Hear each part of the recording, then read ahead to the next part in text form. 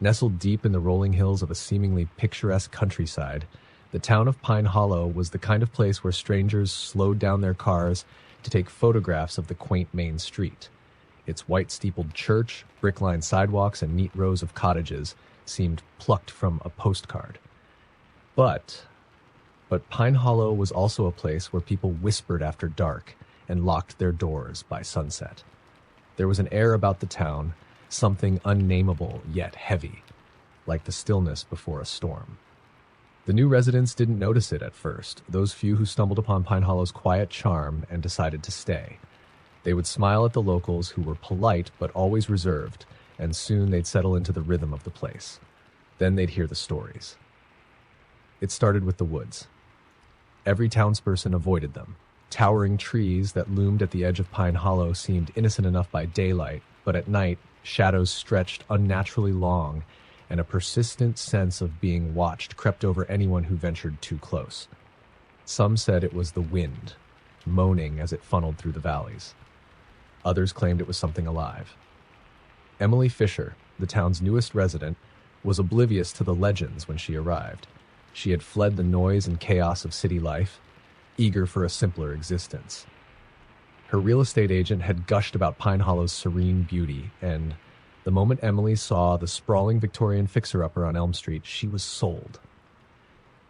The neighbors were polite, though oddly hesitant when she introduced herself. Most of them simply nodded, muttered pleasantries, and excused themselves. The only one who seemed eager to talk was the mailman, an older man named George. One day, as he handed Emily a stack of envelopes, he lingered. "Don't wander off too far at night," he said, his voice low. When she asked why, he shrugged his face tight. "The woods. They're strange. You'll see." Emily dismissed it as small-town superstition until the first night she heard the noises.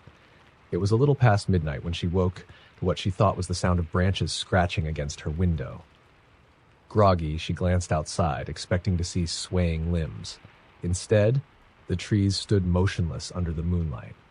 But the sound persisted, a faint but distinct tapping, almost as if something was testing the glass. In the mornings, Emily found faint marks on her windows, scratches that hadn't been there before. She told herself it must be animals, raccoons, or squirrels. Still, she began double-checking the locks on every door and window before nightfall. The noises grew louder over time, evolving from faint tapping to guttural whispers that seemed to come from the walls themselves. On several occasions, Emily thought she heard footsteps in the attic. Each time, she climbed up to find nothing but cobwebs and dusty old boxes. When she mentioned the strange occurrences to George, he paled. "They've noticed you," he muttered. "The Hollow doesn't like new people." Determined to get to the bottom of the town's strange behavior, Emily started digging. She scoured the local library's archives and pieced together fragments of Pine Hollow's grim history. In the late 1800s, a group of settlers had vanished without a trace. Their homes were discovered abandoned, their livestock left to starve.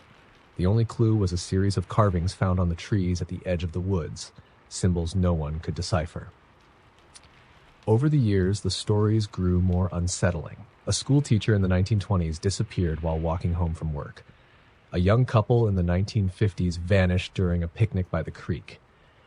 And always, the same symbols were found, freshly carved into the bark of nearby trees.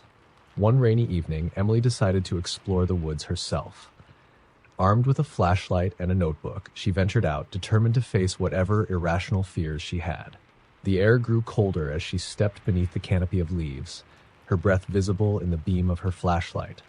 The woods were eerily silent, save for the occasional snap of a twig underfoot. She began to notice the symbols, faint but deliberate, etched into the trees around her. They were unlike anything she'd ever seen, sharp, angular, and unsettling. As she reached a small clearing, the wind seemed to die altogether. That's when she saw it, a figure standing at the far edge of the clearing, barely visible in the dim light. It didn't move. Emily called out, her voice trembling, but there was no response. Her flashlight flickered, and for one agonizing moment, the figure seemed to lurch forward. Emily turned and ran, branches clawing at her as she stumbled through the underbrush, her heartbeat thundering in her ears. When she burst out of the woods, gasping for air, George was waiting on her porch. His face was pale, his hands trembling as he held a battered shotgun. "You shouldn't have gone in there," he said simply. "Now they won't let you go." Over the following weeks, Emily's life unraveled. The whispers grew louder, now audible even during the day. Scratches appeared not just on her windows, but on the walls and doors of her home. Sleep became impossible. When she tried to leave Pine Hollow, her car refused to start and her cell phone wouldn't pick up a signal. And the neighbors stopped making eye contact altogether. Even George avoided her. One night, as the whispers swelled to a deafening crescendo, Emily saw them, the figures. Dozens of them, standing in her yard, their outlines barely discernible in the darkness. They didn't move, didn't speak, but their presence was suffocating. Terrified, Emily barricaded herself in her bedroom, clutching a kitchen knife as the whispers filled her mind. By morning, Emily was gone. Her car remained in the driveway, her house eerily quiet. The only sign of her was a fresh series of symbols carved into the trees near the edge of the woods. The townsfolk didn't speak of it, just as they hadn't spoken of the others. Life in Pine Hollow went on, its dark secrets buried among the roots of its ancient trees, waiting for the next unsuspecting soul. Late one evening, in the shadowy depths of the Appalachian Mountains, there lay a forgotten village called Blackwater Hollow. It was the kind of place that didn't appear on maps anymore, where the streets were choked with weeds and the houses sagged under the weight of time. A handful of residents still lived there, out of necessity or stubbornness, but none of them dared speak about what really happened in Blackwater Hollow after sundown. It wasn't just the isolation that made the place unsettling. There was a smell, wet earth mixed with decay, that never quite went away, no matter how fresh the air seemed in daylight. Visitors, few as they were, always commented on the sensation of being watched. The older folks just nodded knowingly and told them to leave before dark. Most didn't need to be told twice. Those who lingered rarely stayed long enough to pack their bags. Evan Decker didn't believe in old ghost stories. He was a journalist in his late 30s, hardened by years of chasing sensational headlines. When he got a tip about Blackwater Hollow, a town supposedly haunted by a sinister curse, he shrugged it off as another small-town myth. But Evan's career was flagging, and he needed a story that would sell. Against the advice of his editor and a few unearthed rumors about the place, he decided to spend a week there, documenting its history and folklore. Evan arrived late in the afternoon. As he drove through the crumbling streets, he noticed the silence. Not the typical rural quiet, but an oppressive, unnatural hush. The few people he saw hurried indoors as his car approached. Their faces were gaunt, their eyes hollow. By the time he reached the Blackwater Inn, a once grand structure now sagging and mildew-stained, the sun was dipping below the horizon. The innkeeper, an elderly woman named Clara, barely looked at him as she handed over the key to his room. "You'll hear things," she said without prompting. "Don't go looking for them." Evan forced a chuckle. "What kind of things?" Her eyes, milky with cataracts, locked onto his. "Just don't open the door." That night, as Evan unpacked his equipment, the first sounds began. It started with faint shuffling, like footsteps dragging along the hallway outside his room. He froze, listening as the noise grew louder, then stopped abruptly. Opening the door revealed nothing but the dimly lit hallway, empty except for peeling wallpaper and a draft that smelled faintly of rot. He chalked it up to his imagination, the result of exhaustion after a long day. But when he lay down to sleep, the noises returned, soft whispers this time, too faint to make out words but too close to dismiss. They weren't coming from the hallway anymore. They were coming from inside his room. Evan shot up, flicking on the bedside lamp. He swept the room with his flashlight, his breath catching as the beam landed on the closet door. It was open just a crack. He was certain it had been closed before. "Who's there?" he called, his voice trembling despite his best efforts to sound calm. Silence answered. Gathering his courage, Evan approached the closet. He yanked the door open to reveal nothing. Just an empty space with a dusty wooden floor and an overpowering stench of mildew.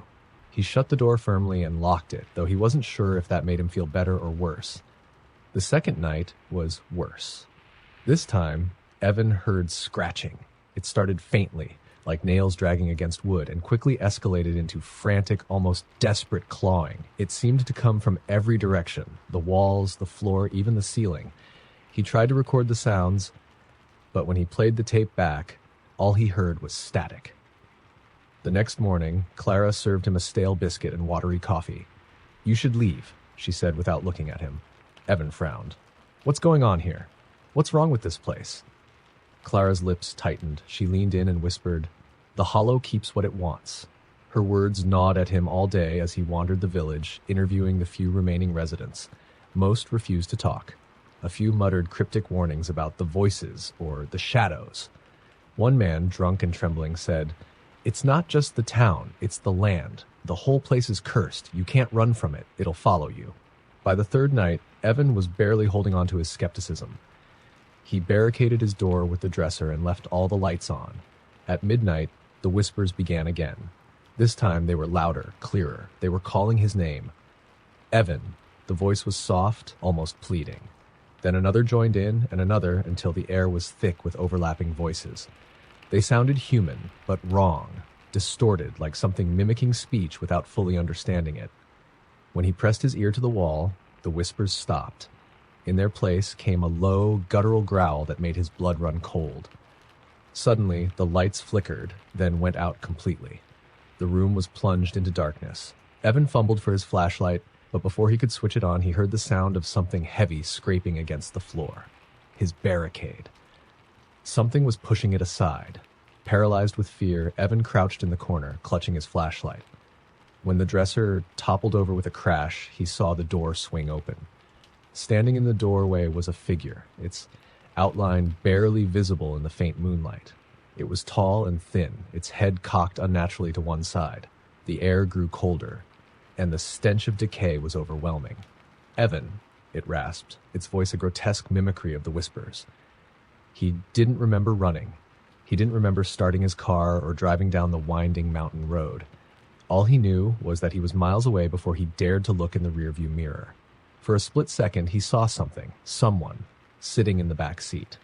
When he finally reached the nearest town, Evan burst into the police station, disheveled and rambling about Blackwater Hollow. The officers exchanged uneasy glances. "Blackwater?" one of them said finally. "That place was abandoned decades ago, burned to the ground in a wildfire. No one's lived there since." Evan didn't believe them, until he returned with a search party the next day. There was no inn, no houses, no people. Just ash-covered ground and the faint, lingering scent of decay. It was a remote town tucked in the northern woods of Maine, a place called Red Vale, shrouded in perpetual mist. Its name was whispered more than spoken, and even locals struggled to explain why it existed at all. The roads leading in were poorly maintained, often washed out by rain, and visitors were rare. Yet, every year without fail, a few travelers, usually adventurous hikers or lost tourists, found themselves passing through, and every year, some of them didn't leave. Claire Winters had never heard of Red Vale. She was a freelance photographer chasing fall foliage for a travel piece, driving winding back roads when a sudden downpour forced her to pull over. Her GPS was useless in the storm, rerouting endlessly as if it couldn't quite decide where she was. When she finally spotted the town's faded wooden sign, she exhaled with relief and drove toward the dim lights glimmering through the fog. The streets were eerily deserted. The houses, mostly Victorian-era relics, loomed like sentinels, their windows dark. Claire parked near what appeared to be a general store and ran inside, shaking rain from her jacket. The storekeeper, an elderly man with an ashen face, looked up from behind the counter. "Passing through?" he asked, his voice hoarse. "Yeah," Claire said. "I just need to wait out the storm." The man's gaze lingered on her, uncomfortably long. "Storms come and go," he said cryptically. "But if you're smart, you'll leave by morning." Claire chuckled nervously. "Sure." As she browsed for snacks, she overheard a low conversation between the storekeeper and a hunched woman who had entered quietly. Their words were hard to make out, but one thing was clear. They were talking about her. "She doesn't know," the woman hissed. "Doesn't matter," the man replied. "It'll know." Claire paid for her items and hurried out, shaken but too proud to ask what they meant. She found a small inn at the end of the street, the only place with a flickering vacancy sign. The woman behind the desk barely spoke as she handed over a key, her hands trembling. The room was shabby but dry. Exhausted, Claire didn't dwell on the strange atmosphere or the occasional creaks and groans of the old building. She fell asleep quickly. The rain pounding against the windows, a soothing backdrop. She woke to silence. It was an oppressive, unnatural kind of quiet, as though the world outside had stopped. Sitting up, Claire noticed something strange. Her window was fogged over, and smeared across the glass was a single handprint. The problem was, her room was on the second floor. A chill ran down her spine, but she convinced herself it was just condensation. She wiped the glass clean and peered out into the street below. The mist was thicker than before, swirling unnaturally, almost alive. And then she saw it. A figure standing in the center of the street, barely visible through the haze. It was tall, impossibly thin, and draped in something dark that rippled despite the absence of wind. It didn't move, but Claire had the unsettling feeling that it was watching her. She backed away from the window, her heart racing. The floorboards creaked behind her. Whipping around, she found the room empty, but the door to the hallway was ajar. She was certain she had locked it. "Hello?" she called, her voice trembling. No answer. Against her better judgment, Claire stepped into the hallway. It stretched on endlessly in both directions, the dim light from the wall sconces flickering. She knew the layout of the inn wasn't this large. It had been tiny from the outside. Yet the hall seemed to go on forever, lined with doors that hadn't been there earlier. From somewhere far down the corridor came a faint sound, like distant whispering. It grew louder, overlapping voices speaking in a language Claire didn't recognize. The air grew colder with each step she took, frost forming on the walls. She reached the end of the hall where a single door stood slightly ajar. Pushing it open, she found herself back in her own room. But it wasn't the same. The bed was unmade, the walls warped and stained, and the air reeked of rot. On the floor lay a pile of objects: a faded map, a broken compass, a Polaroid camera, and a journal with a name scrawled on the cover: Elliot Grayson. Claire picked up the journal, flipping through its brittle pages. The entries were frantic, filled with warnings about the town and it. It watches. It waits. It won't let me leave. They all know, but they won't help. No one ever gets out. No one. The last entry ended abruptly. "If you're reading this, it's too late for me. Get out before it notices you. Don't look at it." A floorboard creaked behind her. Claire turned slowly, every muscle in her body screaming to run, but she couldn't move. The figure from the street was there, standing in the corner of her room, impossibly tall and looming. Its face, or what should have been its face, was a void, a swirling darkness that pulled at her very being. The whispers from the hallway returned, louder now, coming from it. Claire clutched the journal to her chest and stumbled back, her vision blurring as the shadows seemed to close in. She didn't remember fleeing the inn, only the sensation of cold mist against her skin as she ran blindly through the streets. The whispers followed her, growing louder, echoing in her mind. She reached her car, fumbling with the keys, and sped away without looking back. When Claire finally reached the highway, the mist lifted, and the whispers stopped. She pulled over, shaking uncontrollably, and tried to catch her breath. In the passenger seat lay the journal, though she didn't remember bringing it with her. Later, when she researched Red Vale, Claire found no record of the town, no maps, no mention of it anywhere. The journal's pages were blank. But every now and then, in the quiet of night, she hears faint whispers, and when she looks out her window, she swears she sees a figure standing motionless in the mist, waiting. In the heart of a forgotten prairie, there was a town called Hollow Creek. The town was empty now, little more than a smattering of rotting houses and a church with a steeple that leaned like a broken finger. It wasn't on any maps, not anymore, and the locals in nearby towns pretended it never existed. There were too many stories, all too similar to dismiss. Everyone who went to Hollow Creek came back changed, if they came back at all.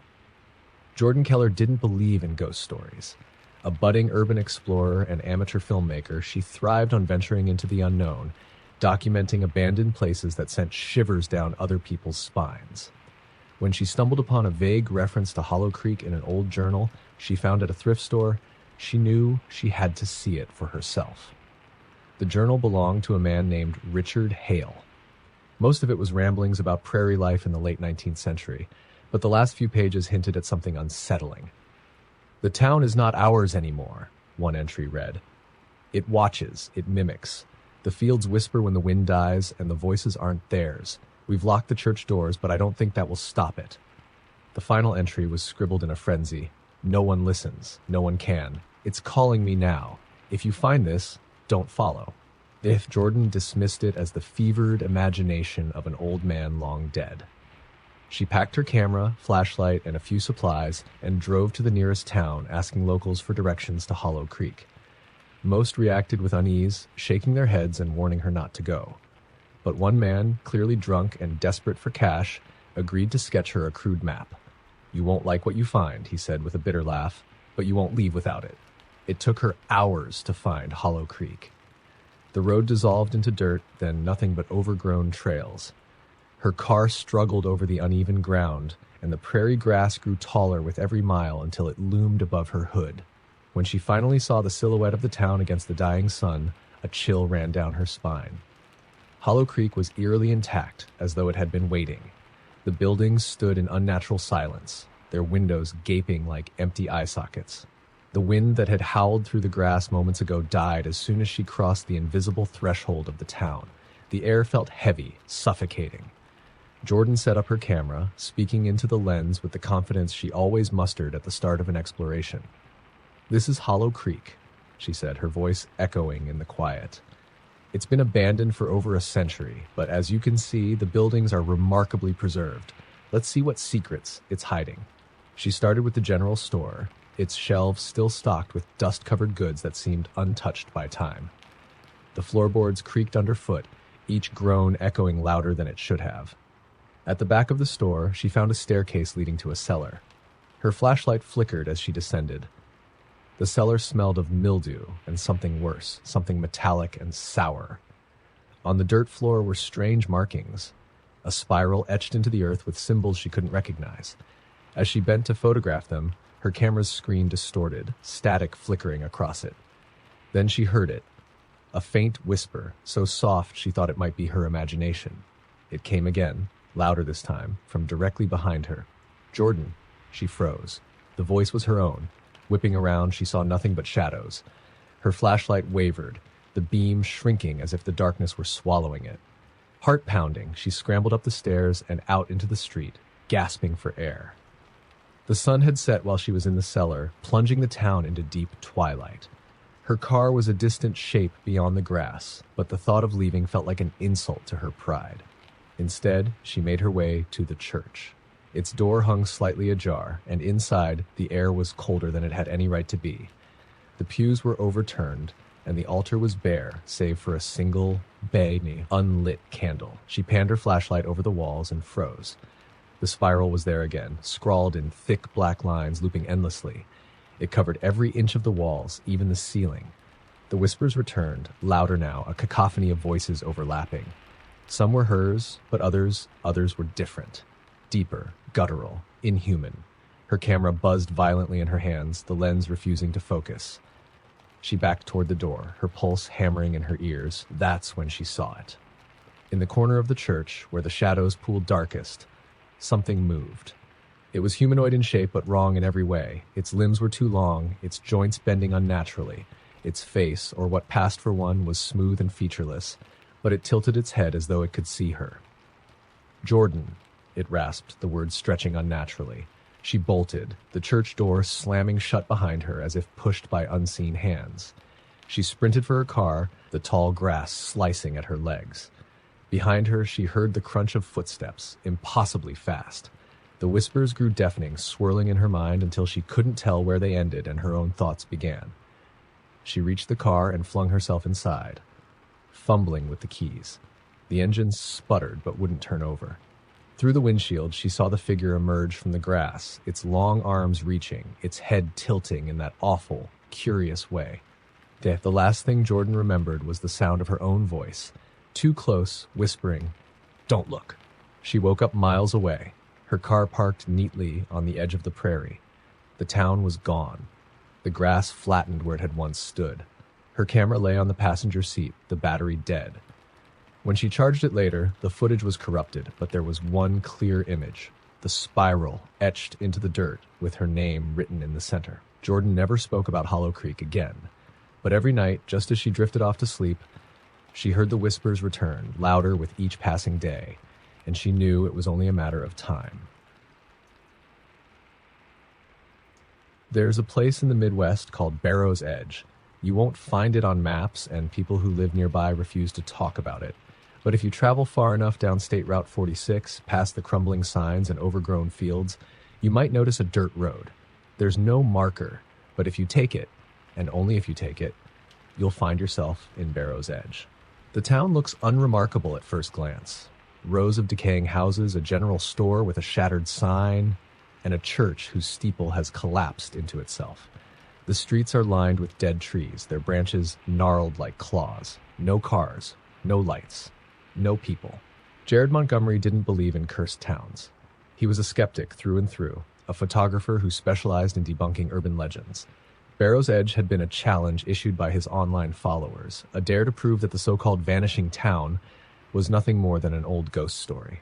The first thing Jared noticed as he drove into the town was the silence. No birds, no wind, not even the hum of insects. The air felt heavy, oppressive. His car's engine sputtered and died as soon as he crossed the threshold, the electronics flickering off without explanation. "Well, that's convenient," he muttered, grabbing his camera and flashlight. "Guess I'm walking."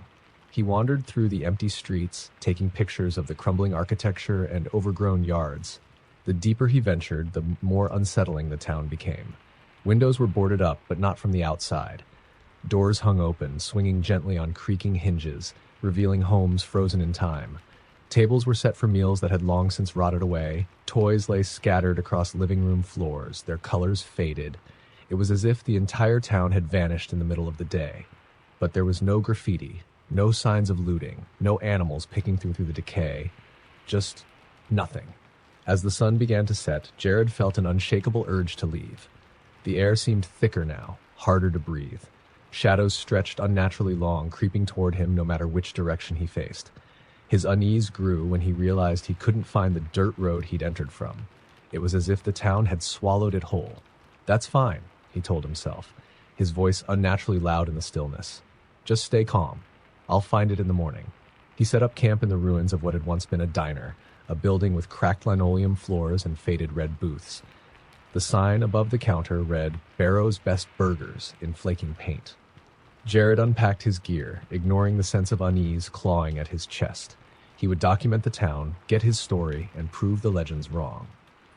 As night fell, the silence became unbearable. It wasn't just quiet, it was oppressive, as though the town itself were holding its breath. Jared turned on his flashlight, the beam cutting through the darkness, but it felt weak, swallowed by the night. He sat in one of the booths, scrolling through the photos on his camera. That's when he saw it. In one of the pictures, taken of a house near the town square, there was something in the window. A figure. Its face was obscured, but its outline was unmistakable. Tall, thin, and leaning slightly, as though watching him. He flipped to another photo, one he'd taken of the church. The same figure stood in the doorway, its head tilted unnaturally. Jared's stomach twisted. He knew there hadn't been anyone there. He had been alone. A sudden noise broke the silence, a low creak like a door opening. Jared froze, his heart pounding in his ears. The sound came again, louder this time, followed by the unmistakable shuffle of footsteps. They were slow, deliberate, coming from outside the diner. Swallowing his fear, Jared grabbed his flashlight and peered out the cracked window. The street was empty. The shadows, however, seemed deeper, darker, writhing in ways shadows shouldn't. The footsteps stopped. Jared turned back toward the booths and felt his stomach drop. There, at the far end of the diner, stood the figure from his photos. It was taller than he'd realized, its body impossibly thin and elongated. Its head hung low, as though its neck couldn't support its weight. Slowly, it raised one spindly arm and pointed at him. The flashlight flickered, the beam sputtering out as the diner plunged into darkness. Jared scrambled for his camera, desperate to use the flash to see. The moment the bulb illuminated the room, the figure was gone, but the whispers began. They came from everywhere and nowhere, a chorus of voices overlapping in an indecipherable hum.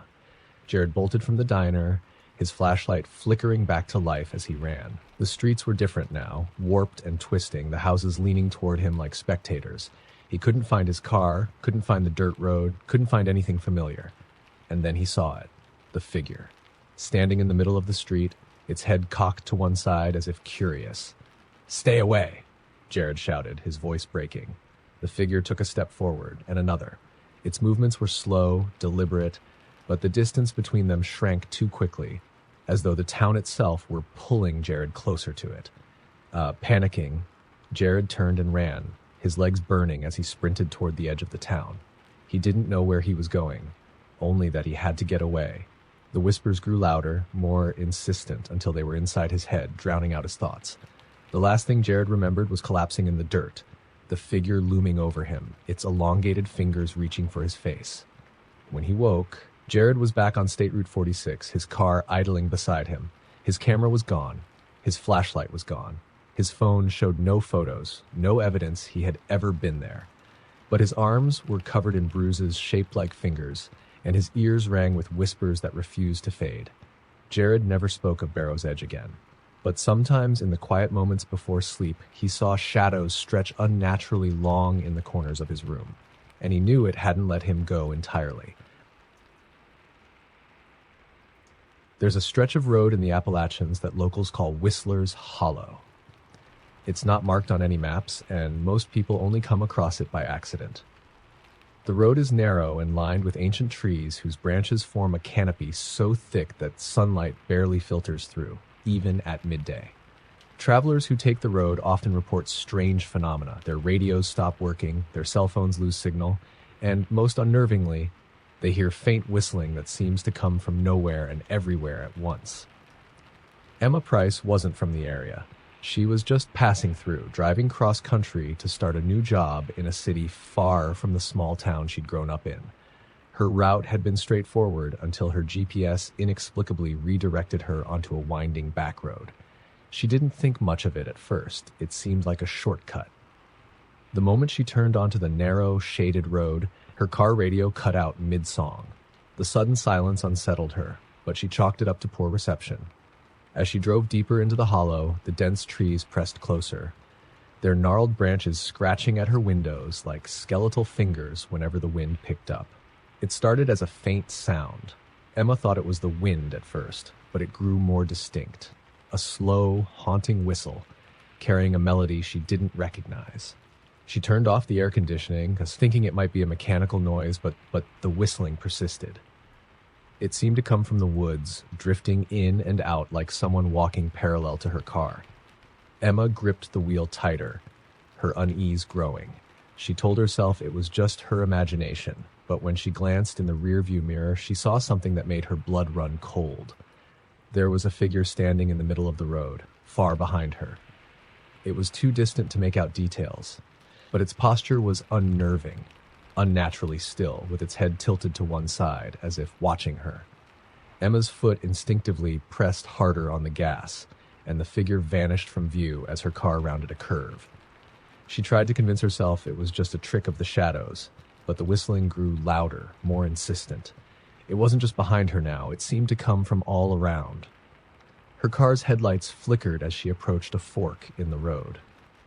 The GPS screen went dark, and the steering wheel felt sluggish, as though the car itself were reluctant to move forward. She took the left fork not because she chose it, but because the other path was completely obscured by mist. The road narrowed further, the branches overhead intertwining so tightly that the world outside her car seemed to disappear. The whistling grew impossibly loud, echoing in her ears until it felt as though it were inside her head. She turned the volume knob on the radio, hoping to drown it out with static, but the speakers emitted a single shrill tone that sent shivers down her spine, and then her car stopped. The engine sputtered and died without warning, leaving her in complete darkness. Her breath came in shallow gasps as she fumbled for her phone, but it wouldn't turn on. The whistling continued, slow and deliberate, the melody twisting and warping into something alien. Something moved in the shadows beyond the windshield. A shape, tall and thin, emerged from the trees. Its movements were unnaturally smooth, almost gliding as it approached. Emma's hands trembled as she locked the doors, though a small voice in her mind told her it wouldn't make a difference. The figure stopped a few feet from her car, its face hidden in the shadows. It lifted something to its lips, a small, bone-white object, and the whistling grew deafening. The sound seemed to pierce her very thoughts, scrambling them, making it impossible to think. She wanted to scream, but her voice wouldn't come. Then, as suddenly as it started, the whistling stopped. Emma blinked, her vision blurry. The figure was gone, and her car engine sputtered back to life on its own. She didn't question it. She floored the gas pedal, the tires screeching as she sped down the road. The trees began to thin, and the oppressive darkness lifted. When she finally emerged onto a main road, her hands were shaking so badly she had to pull over. She sat there for what felt like hours, her mind racing. Her phone buzzed to life, and the GPS recalibrated as if nothing had happened. But when she looked back the way she had come, there was no sign of the road, just an unbroken wall of trees. Emma tried to move on, but the whistling followed her. In the quiet moments as she lay in bed or sat in her new office, she heard it, soft and slow, just at the edge of hearing. She avoided dark roads and wooded areas, but the figure began to appear in her dreams, standing at the foot of her bed, its head tilted, always whistling that same haunting melody. No matter where Emma went, she couldn't escape. Whistler's Hollow had found her, and it wasn't finished. There's an old legend about the Widow's Hollow, a forgotten village deep in the woods of the Pacific Northwest.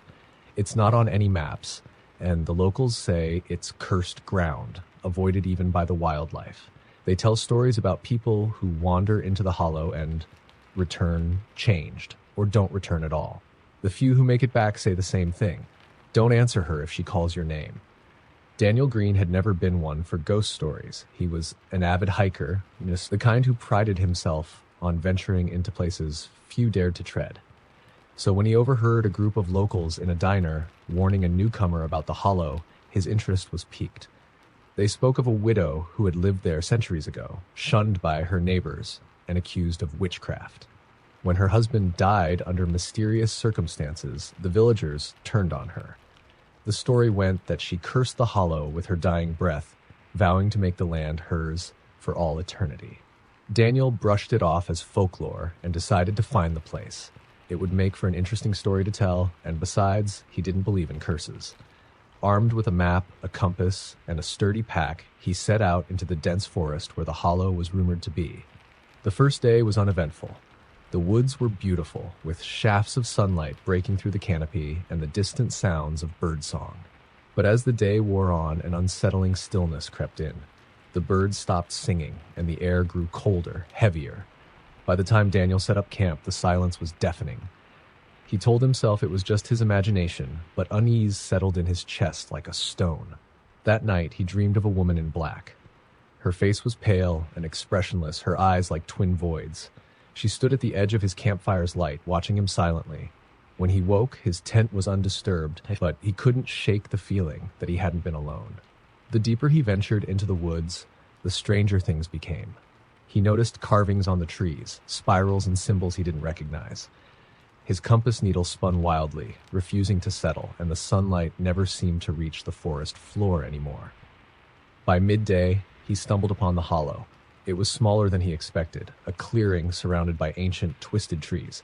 At the center stood a single, dilapidated house, its roof caved in and its walls sagging with age. The air felt colder here, sharp and biting, and the silence was absolute. Daniel hesitated, a rare chill of apprehension creeping over him. But curiosity won out. He approached the house, his boots crunching on the frost-covered ground, and stepped inside. The floorboards groaned under his weight, and the smell of damp wood and rot filled the air. The walls were lined with shelves, each one covered in jars filled with dark, murky substances. A single rocking chair sat in the corner, unmoving despite the draft that swept through the broken windows. And then he heard it. A voice. Soft, distant, calling his name. Daniel. He froze, his breath catching in his throat. The voice was feminine, lilting, almost musical. It came again, closer this time. Daniel. He spun around, shining his flashlight into the gloom, but there was no one there. The hairs on the back of his neck stood on end. It's the wind, he told himself, but the words rang hollow. The voice called again, insistent. Daniel, come here. Something primal screamed at him to leave, to run, but his feet wouldn't move. The voice grew louder, echoing in his mind, drowning out his thoughts. Daniel! A shadow moved in the doorway, and his flashlight flickered and died. Panic surged through him as he fumbled for his lighter, managing to spark a flame just as the temperature in the room plummeted. Standing in the doorway was the woman from his dream. Her black dress billowed as if caught in an invisible wind, and her void-like eyes bore into him. She opened her mouth and the voice came again, but it didn't match the movement of her lips. It was disjointed, fractured, as though a dozen voices were speaking at once. "Why did you come here?" Daniel stumbled backward, tripping over the broken remains of a table. The flame of his lighter wavered, and for a brief moment he saw something behind her. Shapes moving in the darkness, crawling on the walls, their limbs impossibly long and jagged. "Leave," she said, though her expression never changed. "You don't belong here." The shadows closed in and Daniel scrambled to his feet, bolting out of the house and into the hollow. The air was heavy, pressing against his chest like a physical weight, and the forest seemed alive, shifting and twisting as he ran. The trees leaned toward him, their branches clawing at his clothes, and the carvings on their trunks seemed to writhe. The voice followed him, no longer gentle. It screamed his name, each syllable a jagged shard in his mind. His vision blurred, and the world around him seemed to tilt and sway. He didn't stop running until he broke through the tree line and collapsed onto a dirt road. When he looked back, the hollow was gone. The woods were still and silent, as though nothing had ever been there. But the voice lingered, faint and far away. Daniel never spoke of what happened in the hollow, but those who knew him said he was never the same. He stopped hiking, stopped exploring, and became a recluse, his nights plagued by nightmares of a pale woman in black. And sometimes, when the wind was still, he swore he could hear her calling his name.